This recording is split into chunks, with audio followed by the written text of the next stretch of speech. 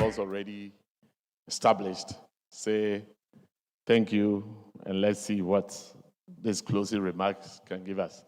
I'm very mindful of the fact that if woe betides you, if they ask you to do closing remarks and everybody's waiting to go for lunch, and you make it a long thing, you stop talking when the room is empty, and I'm not going to let that happen to me. So on that note, I just want to say how, excited we are.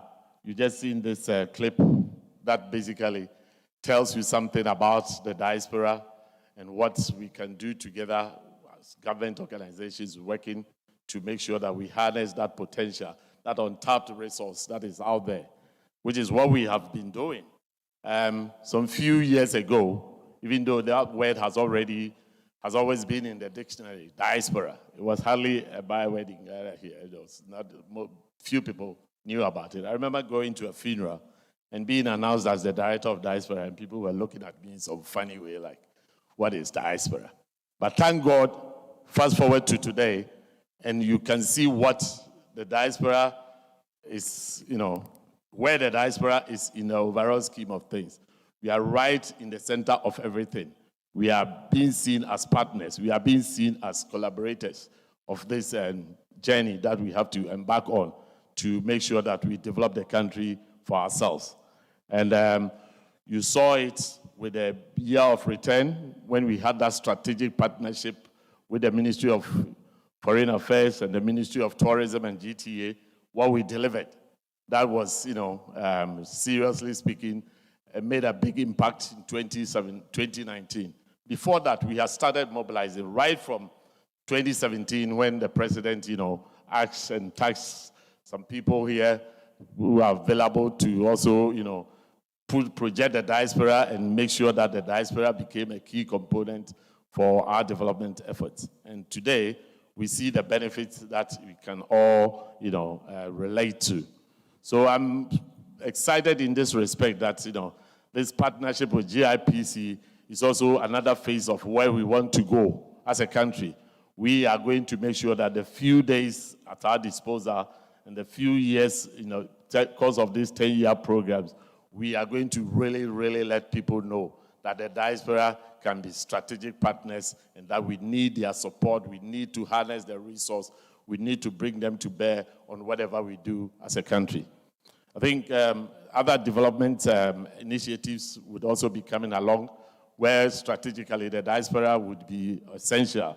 And it's in respect of, for instance, we would be making sure that the diaspora and the traditional leadership, are brought face to face to see what they can do together in terms of, development. And again, in respect of diaspora and our education, how they've already made an impact, but that emphasis can be, and the headlights can be thrown on that initiative. Last year, we had that conference which just didn't get that much of mileage or didn't get that much of highlighting, but serious efforts are being undertaken to make sure that that also, happens. But I think it is through the associations and the, various organizations that we have in the diaspora and even here in Ghana that, again, we need to be highlighting to let people know the investments that they bring to bear in our communities. And that is something that, I guess, we will also be looking to work effectively on. But for tomorrow, I guess if you think today is exciting and today was very revealing, then perhaps you have no reason to stay away tomorrow because you get some big guys coming and, they're going to lay bare all the things that you need to know to take advantage of the investment climate going forward. And, of course, we will be seeing names like the Minister for Finance himself, Ken Oforiatta, and just as well, you see the talk of the town gentleman, AFCFTA Secretariat big boss himself, in the name of His Excellency Wakinle Meni, the General Secretary, coming over himself. It's almost fait accompli to say that, yes, with the AFCTA coming over in Ghana, there's that window of opportunity for businesses, for investment, for things to happen. And that is something that you should look forward to as you have that interaction for tomorrow.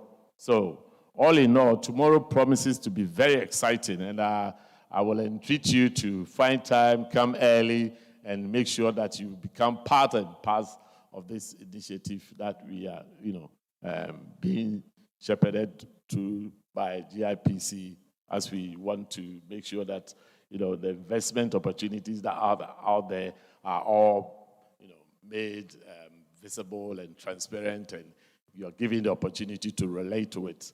I think the diaspora will forever remain a big asset, very much, untapped, even if you think we have already tapped some aspect of it.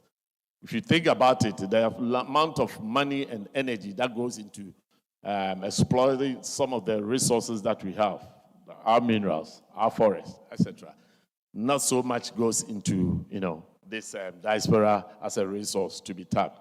And that is what we have to draw our attention to, that if we should invest in the diaspora and get them to come and invest, the rewards will be just too phenomenal. On this note, I just, I suppose, have to go from here, leave you to enjoy your lunch, and look forward to coming in tomorrow to partake in this maiden investment summit that we have already been asked to make sure that it becomes a yearly thing. And I'm sure Yofi is already GIPC, and most importantly, what's her name? Marina, who has worked her socks off to make sure that, and her team, to make sure that this event comes through. Thank you.